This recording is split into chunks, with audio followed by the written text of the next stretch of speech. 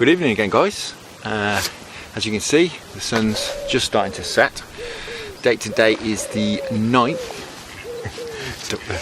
the 9th of August. I've decided to come to the upstream stretch from where we live. I'm at the top of that stretch. I never actually fished this peg before. Just to bring you up to date, if you saw the lure fishing video which we posted a few days ago, it's where we came pre-baiting, me and Anastasia. That would have been Saturday when we came up here pre-baiting. A bit convoluted, but I actually pre-baited the next peg along. You can see this snag over here, this big tree protruding into the water, which I'll show you a bit better in a minute. And I've done quite well fishing below that because the river's going that way. I've come down tonight primarily because it's been chucking down with rain for a sort of day and a half, and there's a good 6 inches of water on, and it's pushing through. It's a nice pace on the water. So what I've done, even though I've been pre-baiting just about there over my shoulder, is I've come to the next peg up, which is probably only like 20 metres, maybe 30 metres. So I can fish down to it. It'd be much easier to fish. I can fish with slacker lines, so I can get everything pinned to the bottom, and I can fish to the head of this snag, this tree here. And as we're only fishing 15 metres above where I've been pre-baiting, I don't think it'll be much of a problem pulling the fish upstream, because the current's going to be wafting all my lovely flavours down the river, so I don't think that'll be a problem. So I've just baited up, put plenty of ground bait in because I don't mind catching some bream tonight, but I'd love a carp or a barbel, and that'd be fantastic. Get a barbel out of here, be really pleased. I'm getting more and more concerned, to be honest, about what's happened up here with the otter, although we have seen the otter down below the weir as well. I don't know if it's the same one. But I'm getting rather concerned with the lack of fish. I mean, I've mentioned previously a terrible season last year. It was awful, and last season was the first time I saw the otter as well. So you know, we'll see how things go. I mean, this stretch runs right up to town, to the weir near town in Stratford itself. So it's a decent long stretch. Yeah, how far up this otter goes, I don't know. I've never seen it up this part, but I know they can range for tens of miles, can't they? An otter can have tens of miles of river, and I've seen him about half a mile downstream. So you know, you never know. But the lack of fish this year is starting to worry me. I've been fishing places that I've had carp and barbel out of, and you know, half a dozen bream in 2 or 3 hours, and I've had one bream, as you've seen in the videos. I baited up, as I said, Sunday night. Saturday night, because I wanted to come and fish Sunday morning very early. I came and fished. I turned up here, bought a camcorder. It was beautiful. It's mist coming off the river at dawn. It was absolutely beautiful. Got some lovely shots. Within 5 minutes of casting the first rod out, I had a bite, felt a bream on it. It's definitely a bream. Bumped it off. I never had another bite for the next 3 hours, so I went home. Which again is very unusual. You know, yeah, okay, I may have spooked the shoal by bumping a bream off, but you know, they'd be back an hour later, or another shoal would be up. But there was nothing. Never saw signs of another fish, which is why, as I keep saying, I'm getting a bit concerned. Anyway, enough of my chatter. What I'm going to do is, I'm not in a massive rush to get cast in here. I don't want to be banging lines into the water. The fish can have a good nosh on that. What I've done actually, which I don't normally do, is I've bought some worms and some maggots. So I think what I might do is just set one rod up,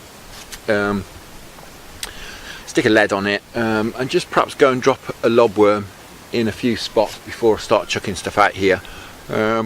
Just see what happens. So I think we'll go for a little wander whilst this settles down, and I'll see you in a few minutes.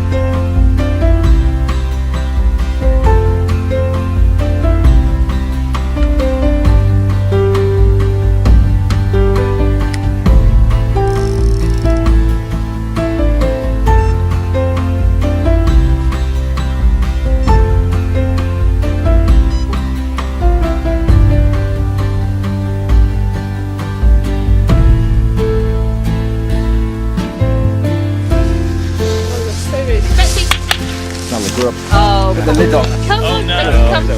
come on. Right, Teddy. Oh, yeah. Bye.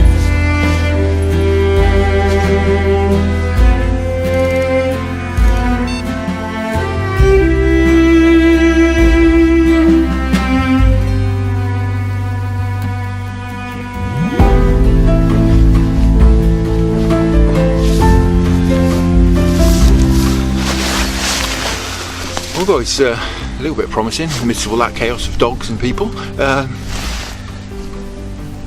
I've cut the drop back bites on the downstream rod.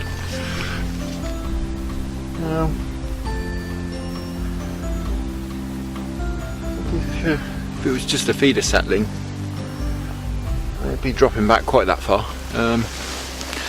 But also, it wouldn't really be dropping back at all, particularly if the feeder was moving around. So perhaps there's some fish here after all, after Mr. Otter hasn't scoffed everything.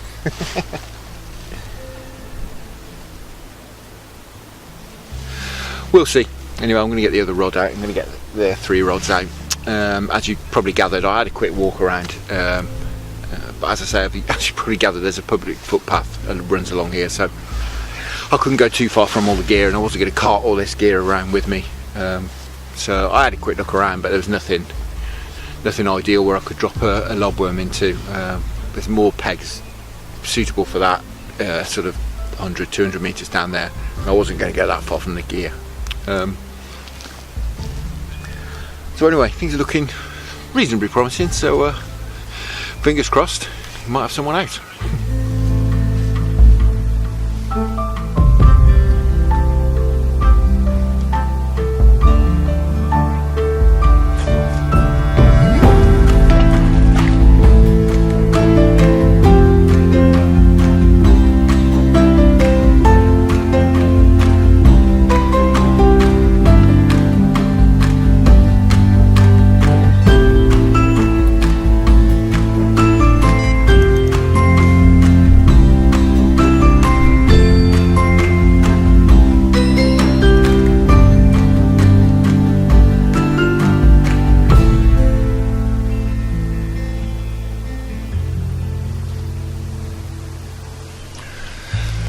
So guys, tactics for tonight, similar to normal for me up here. My helicopter setups. I've got 2 rods above the snag, and 1 rod more in the current in the middle, sort of parallel with the front of the snag, if you like, perpendicular even, that's better. About 6 foot this side of the snag, in the main current. I do find most of the fish I've caught in here tend to be from the main channel. I don't do a lot in the edge here, even though it's very deep in the edge.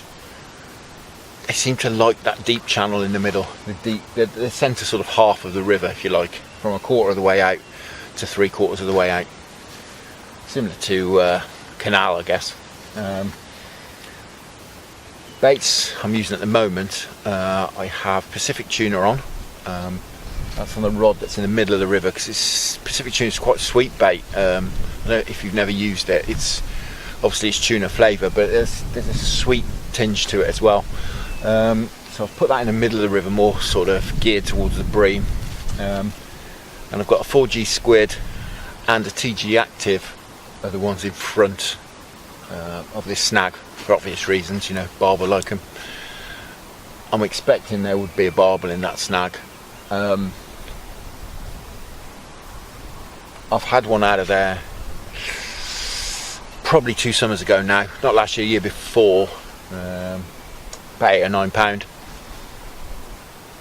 Had a great evening's fishing here. I don't fish this end a great deal, but when I have, apart from this year, it's been fantastic. I've had some big chub out of here. I sat here one morning, very similar to Sunday morning actually. So I got here 5 o'clock, fished till about 10, and I caught big bream after big bream after big bream, and it didn't stop. Well, until I went home. And it was beautiful and sunny, which is why I thought I'd probably repeat it the other day, but no such luck. The peg there as well was the only peg I caught a carp from last year. I had a mirror from there, it's about £14 for what I remember, something like that. And it's the only decent fish I had last season. I mean, that's how grim the season was really last year. But once again, we'll fish into dark. Probably fish till at least 10:30, I would say. Give it a good chance. See how things go. Haven't seen anything yet. There's no bream rolling, which they often do here, but nothing. I saw a couple roll on Sunday till I built one of them off.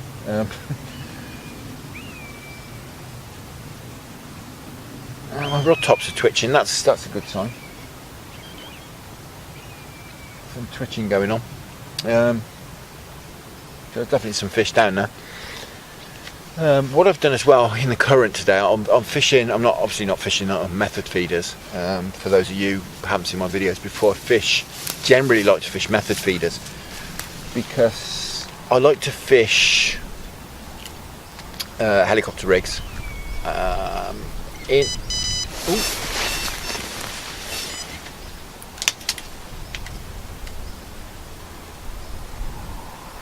feels very breamy. God, pulling in this current.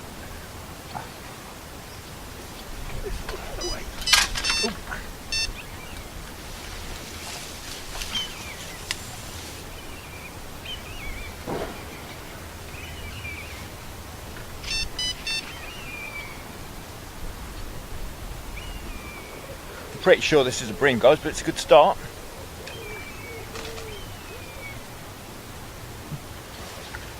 Not even a very big one. Oh, it's not too bad.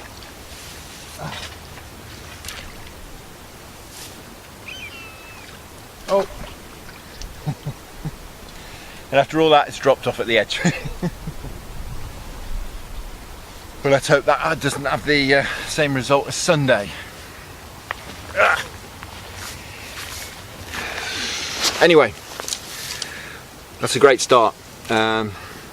You see the feeder hasn't been in that long. Still got the pellets in there. That was on a TG Active. It was probably 4.5, 5 pounds, something like that. But that's a great start. I mean, the rods have only been in the water about 10 minutes, so that's brilliant. So while I've got the rig out of the water, I'll just quickly run you through it. You guys have seen my other videos, I'm sure all have seen this before. As I was saying before that bream interrupted me, rather than using method feeders, because the current's pushing through now, sort of jogging pace, I would say, to give you an idea, slow jogging pace. I've got these Corum cage feeders on, method ground bait because it's a bit stickier, and it takes a bit longer to come out in these sort of conditions, which I like. You can't really see, but the middle of that's full of pellets, just a pellet sandwich effectively in there. I've got, what's that, about 10 inches, 8 or 10 inches of, that's IQ fluorocarbon, size, I think that's an 8, yep, size 8 curve shank, with my little trick of cutting a boilie in half and mounting it curved side to curved side and filling the middle up with paste, as you can see there.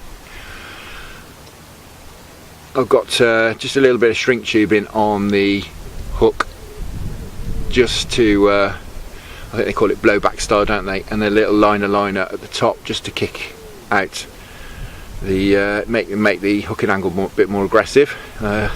Didn't work on that bream, did it? But never mind. As long as he hasn't taken all his mates with him, I'm not too fussed. What I've done as well today, because of this current, and I like to fish, as you know, if you've seen my videos again, with my rod tips down because of the boat traffic here. We've had a big boat through already, the sort of disco boat in inverted commas. They tend to go down to the weir, like you hire out for birthdays and stuff. It'll be down at the weir now, they'll come back in a short while. The restaurant boat will be through 9ish, which is probably about half an hour's time, looking at the sky and how dark it's getting. So without further ado, sorry, as I was saying, what I've done is added obviously my tungsten tubing's on here, about a metre of that, to try and keep everything down, with some putty along it as well. It's a completely safe rig. If anything happens, all this will just slide off. It's totally safe rig. You've got to use safe rigs, guys. You know, especially when you're fishing up snags and stuff like this. That's why I fish heavy. I got 15 pound main line on here. The rod up against the snag. What I was trying to say was I've added I think they're Preston Innovations, these things, flying back lead, but I've locked it in just with some putty, which again, that'll slide off, no problem at all. Completely safe rig. Anyway, that will ensure that this is all pinned down. That's the idea. Less talk, more fishing.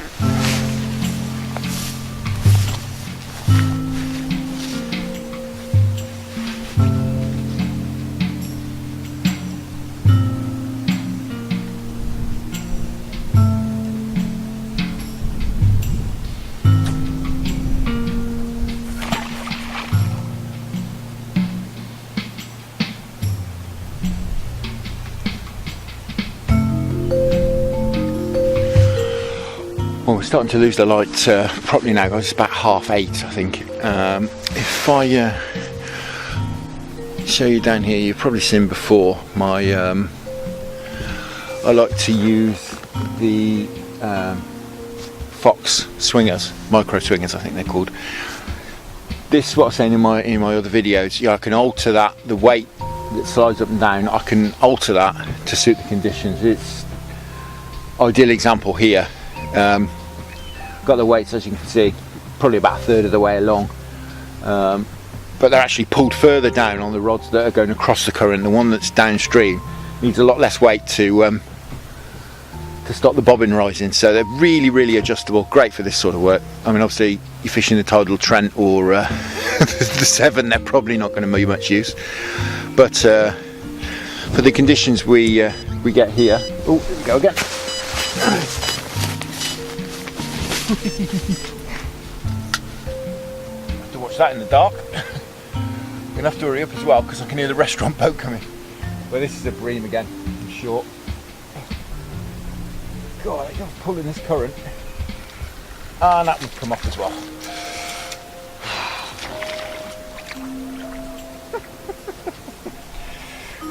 Right, I'm gonna have to watch this bank in the at night. Well, guys, that's what happens when you rush things. The restaurant boat's come in, and I was having to get a bit of a lick on there, and it fell off, but it did come to the top, and it was a Bream.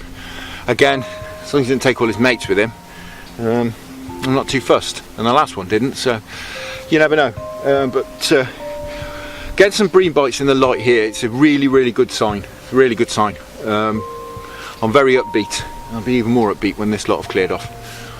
So they'll be through in a minute, and by the time I've baited this back up, they'll be gone.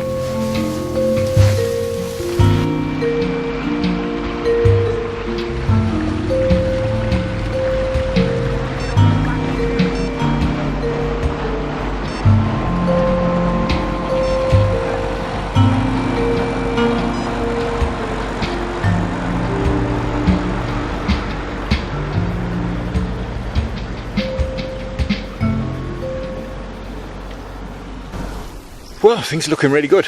I bumped 2 Bream off, which obviously is not great, but at the end of the day it means my landing net doesn't get all slimy. To be honest, if I was Bream fishing, I'd have smaller baits on.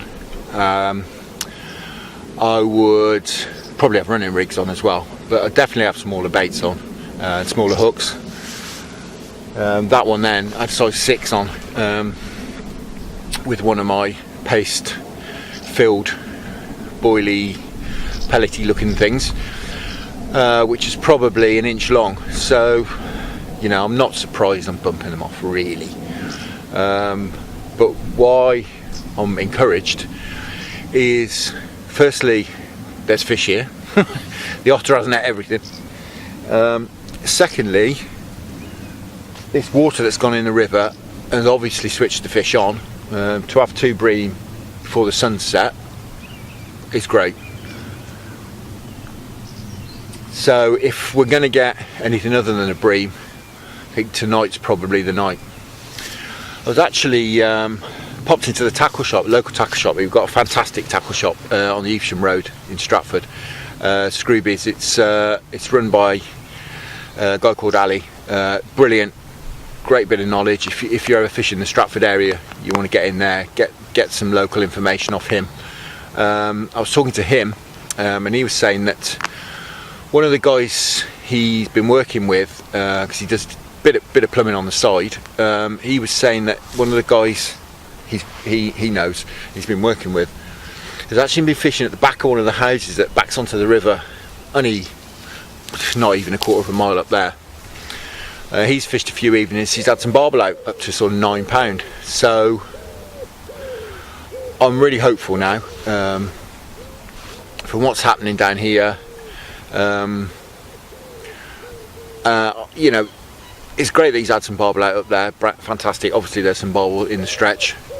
What was worrying me a little bit, despite knowing that, was the fact that, well, as you can see, there's, as I said, there's a public footpath right behind me, and we had one lot of dog walkers go up and down here. It's very quiet.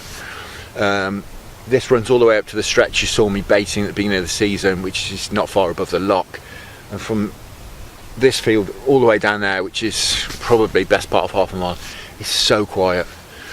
Obviously where houses back on, although they're big, expensive houses that back onto the river up there, it's a lot less quiet than here. My point being, it's a lot more favourable if you're an otter, I guess, to be down here. Certainly if I was an otter, and they generally like it quiet, don't they? I'd be down here rather than up there, so I'm not surprised there's some barbel up there. But anyway, if we've got a chance of getting something, it looks like something rolled there, I missed it. It looks like it could be tonight.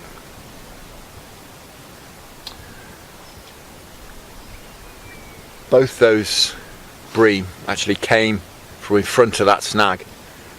The bait that's in the river at the moment, in the middle of the river, well, the other side of the middle, the Pacific tuna, nothing so far. We'll give it a bit longer. I do like it. I've had my biggest ever bream on that actually, from here, which was just over 8, I think. Ah, we've got a flotilla.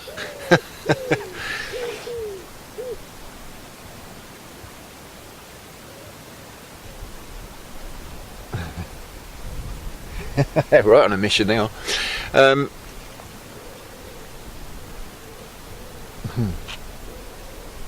That's fantastic. I've said previously as well, that is why I like to fish helicopter rigs. You know, self-hooking setups, if you like. So I don't have to watch the rods constantly. You know, you can pay attention to all this sort of stuff that's happening around you. It looks to me like they've stopped behind this snag actually over there. I don't know if they're going to stay there. I think they're looking for somewhere to spend the night, where they haven't got to paddle furiously, because as I say, the river's pushing through tonight. But yeah, this bit of current on here seems to have done the trick. Hasn't put any colour in the water again though. It's really, really bizarre. There's still at least 3 foot of visibility. It's going to be fun if we do get anything that really scraps in here, because those bream were putting a bend in the rod. These are the 2 1/4 pound test curve rods. Because there's a fair old current whacking through there. But I'm going to fish here again as well. I think I need to bring my spade. I dug this peg out about 3 seasons ago, and there's a little step down into here, and it's all a bit overgrown. That's why I went AOT a minute ago. I'm gonna have to be a bit careful a bit later. I can't really see what I'm doing. I've also got my wellies on, which are not particularly grippy. And to be honest, the step down there where I can stand and play the fish is about an inch from being underwater, so I need to watch that as well, because if the river's still coming up, I could be stuck with me feet in the water, which is not really a problem when you've got wellies on, but just need to be a little bit careful.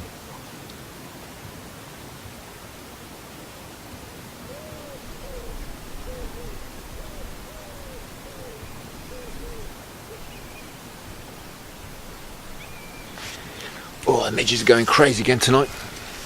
How about you guys are finding it? The midges, awful this year. I've had more, literally had more midge bites than fish bites this year. Quite grim. But like I say, I'm very upbeat. Things are looking promising tonight. Despite losing 2 bream. Well, like I say, even better, because my landing net is not all slimy.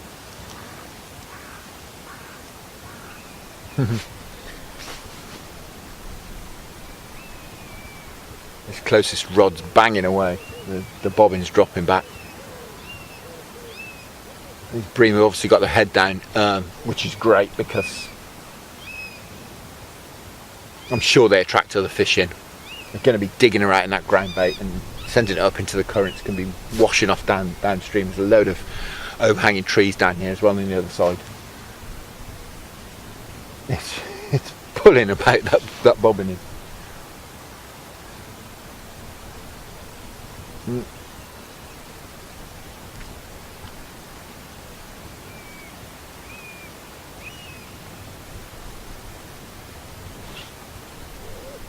But I think whenever I've had a bream, a carp or a barbel in here, I think I've always had bream as well in the same evening.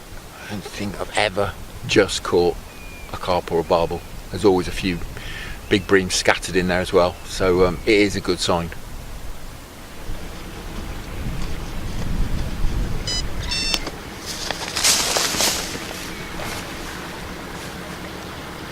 Would you believe it, just as there's a boat coming? I don't think he's hooked himself this time.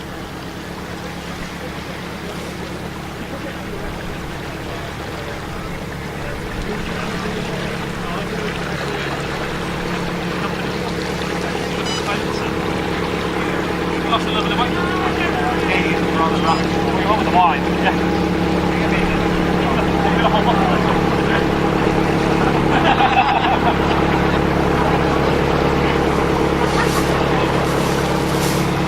Oh, someone driving nice and slowly as well. Fantastic.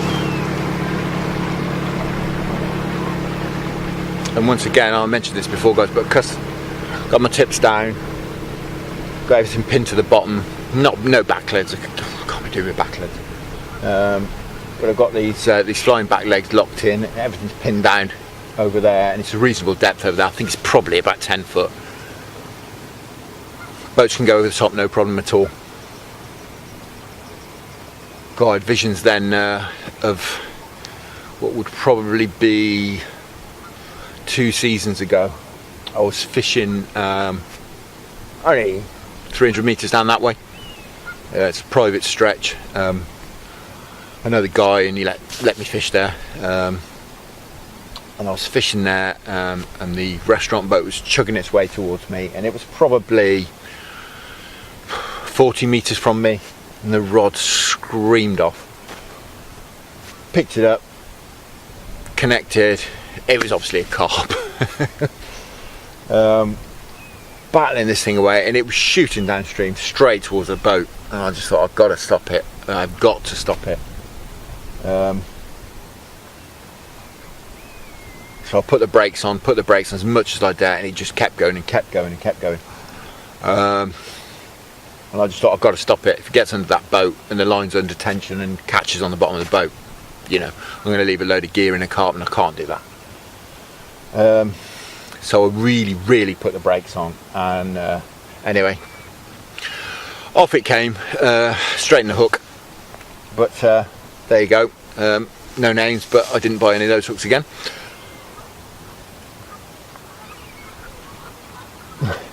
This rod on this side's jumping up and down.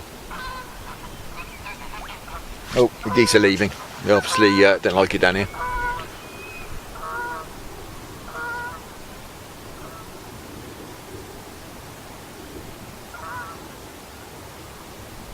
Right, before it gets dark, although again, I've mentioned this before, but this camcorder really does make it seem a lot lighter than it is.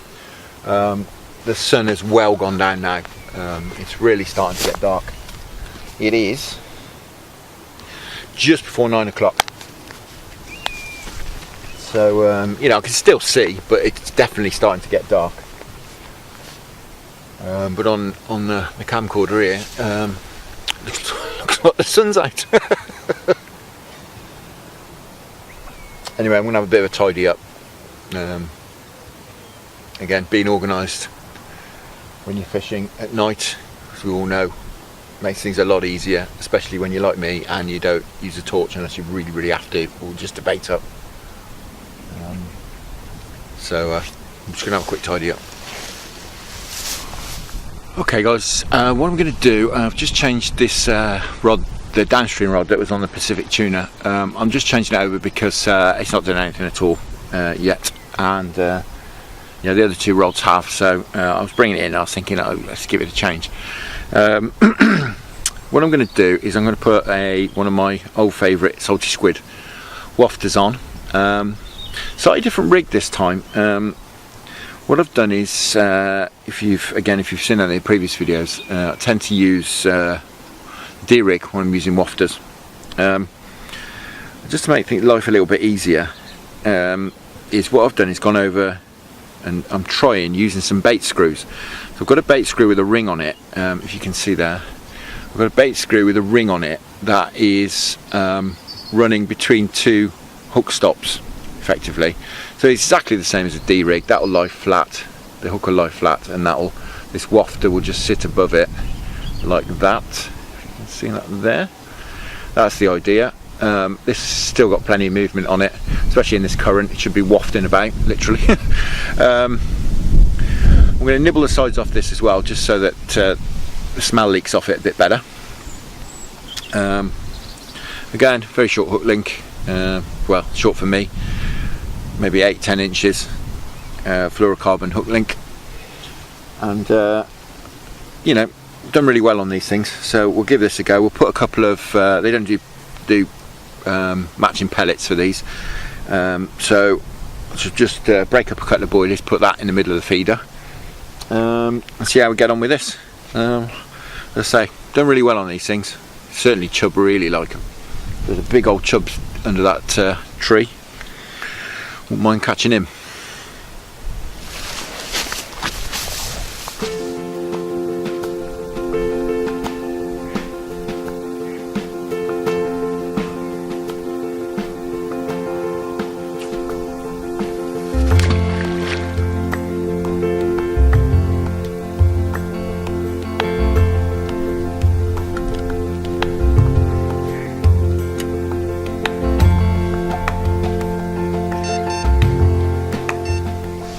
Just to finish off what I was saying earlier, guys, before I got a bite off that bream, the way I like to fish, and my tactics, it's about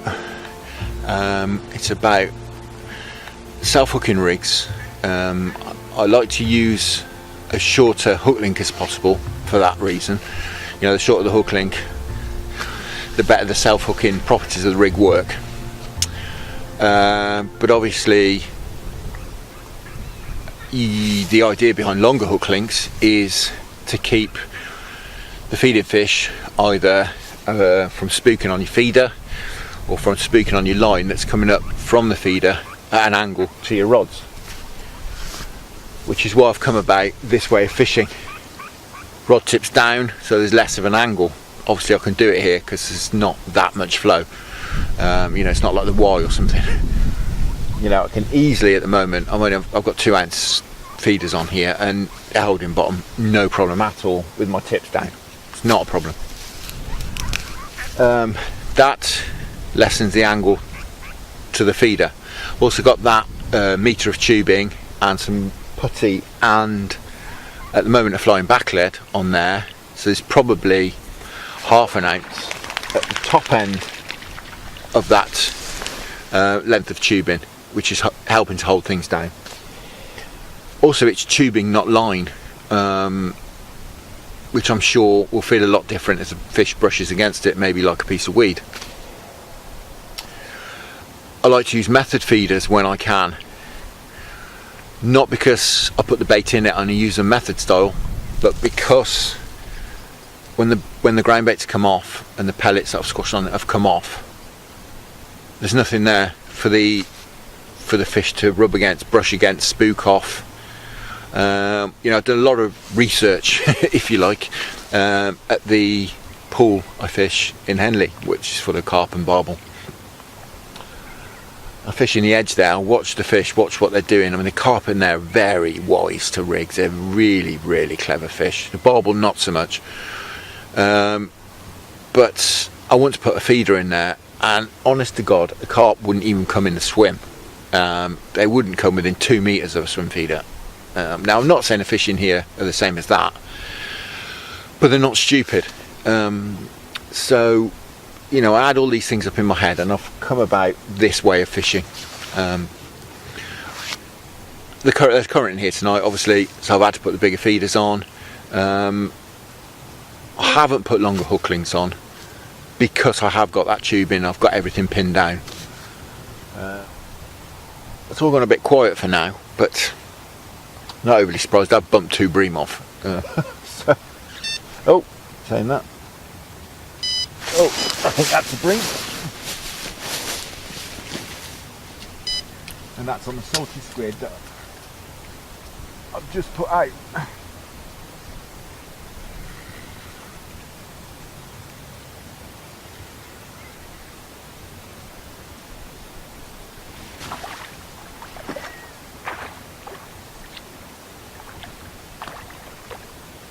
And I think, to be honest, this is the first fish I've had on those that boilie spike, the boilie screw. Here's a bream.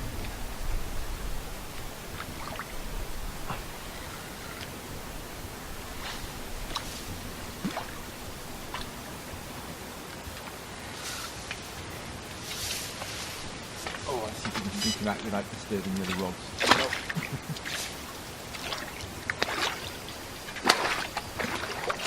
Oh, got him.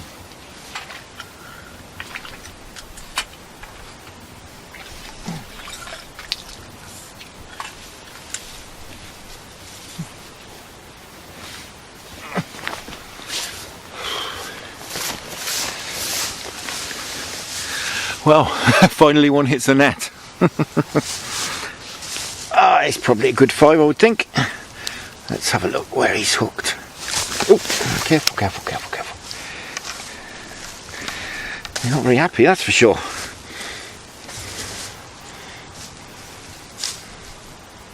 Oh, it's fantastic. I don't know if you'll be able to see that from... I'll spin the camera down. But I guess this rig is working absolutely perfectly. If you have a look in there,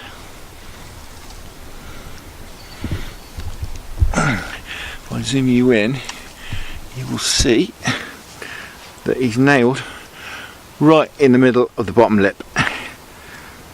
So that's fantastic. That's exactly what it should be. And as you can see, that's a salty squid. I'll just cast out probably 10 minutes ago. But and you can also see from that he's I'll zoom out a little bit, he's absolutely spotless, which is a good sign. Probably, I don't know, it's fairly thin, not very fat. It's probably 4.5, 5 pound.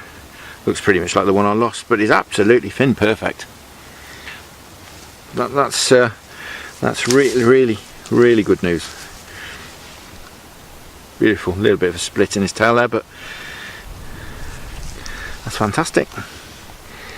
Let's just pop this out. It's supposed to have a micro barb on them, these hooks. Oh, that's come out lovely, look. Fantastic. There we go. Well, there you go. Number 1 on the bank. Number 3 that's been hooked. So, not the biggest bream in the world, but he's still got plenty of life in him. But he's no skimmer. So anyway, that's the condition of him as well. Brilliant. That's fantastic. I'm really pleased. There's obviously a stack of them out here. So you know, I'll have a few of them, and a barbel as well. Be nice.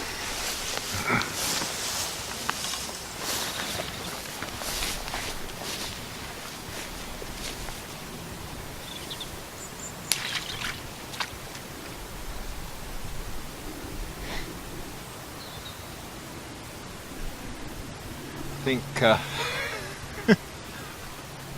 it's not pulling the bobbin. I think we've got another one on here. That one's just recovering in the net, but well, as I say, it's not pulling the bobbin, but the rod tip's absolutely banging away. I'm gonna hit this. Yeah, I think we've got another one.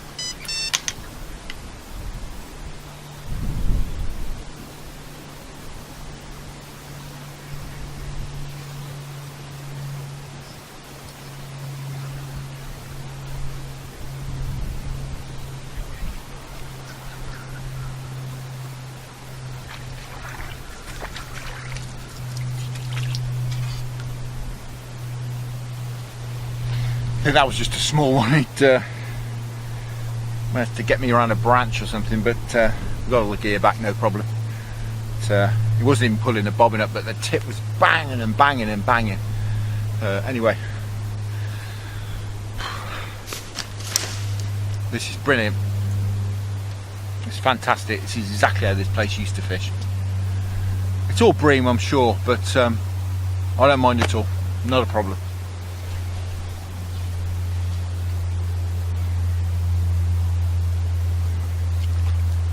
Fella's ready to go back.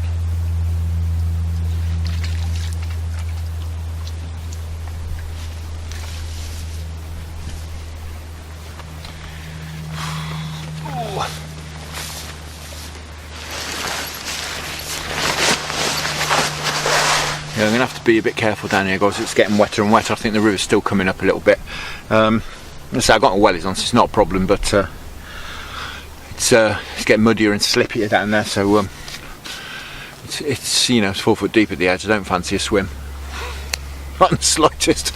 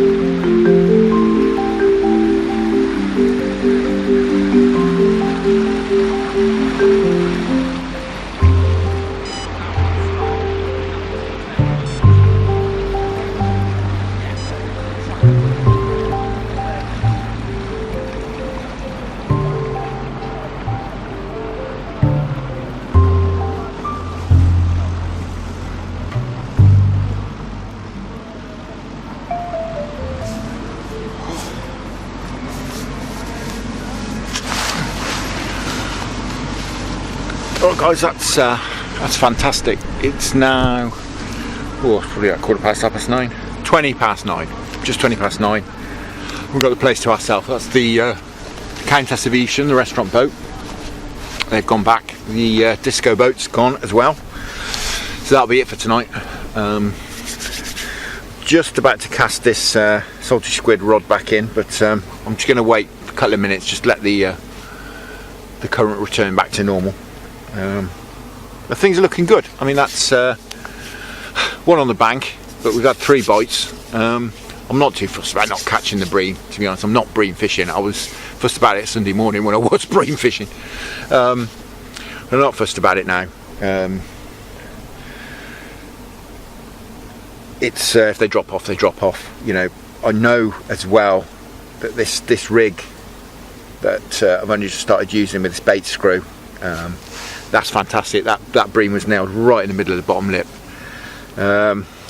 which is apparently the place to hook fish, and it means this rig's working perfectly. Well, anyway, I think it's settled down enough for me to get this rod back in, so let's fling it in while I can just about still see what I'm doing.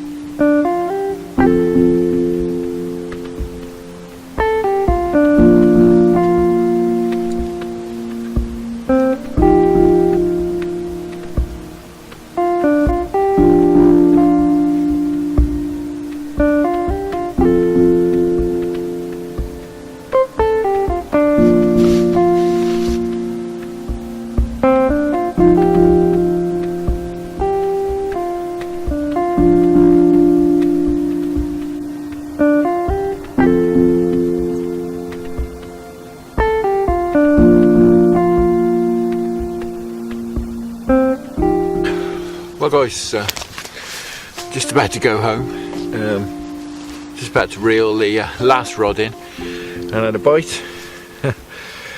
Been getting lots and lots of breamy and chubby bites over the last sort of hour or so, and just like this fella, another lovely snotty, not huge, maybe 4, pushing 5 maybe, but very welcome nonetheless. Shame we haven't had a carp or a barbel. Would love to have one tonight, but wasn't to be. But we've had plenty of bites, plenty of encouraging action. Although we've only had 2 bream on the bank, I've been getting bites and knocks all night. I can hear the fish, the bream are rolling. So it's really encouraging for the future. So I should definitely be back here. I'm sure this water, this extra bit of water in the river has certainly helped as well. It's got very cold tonight, as you can see from what I'm wearing, but hasn't affected the action at all. And like I say, we haven't had target species, but very encouraging. And as you can see from the condition of this fella, you know, he's immaculate on both sides, not a mark on him, same as the other one, so that's good news. So it's well past time I should have gone home, so it's getting on for 11 o'clock now. I've been hanging around because I've been getting all these bites and knocks and I can hear the fish rolling, but I'm pretty much packed away now, just this last rod to put away, so I'm off home. So once again, thanks for watching. Enjoy your own fishing, and I'll see you again next time.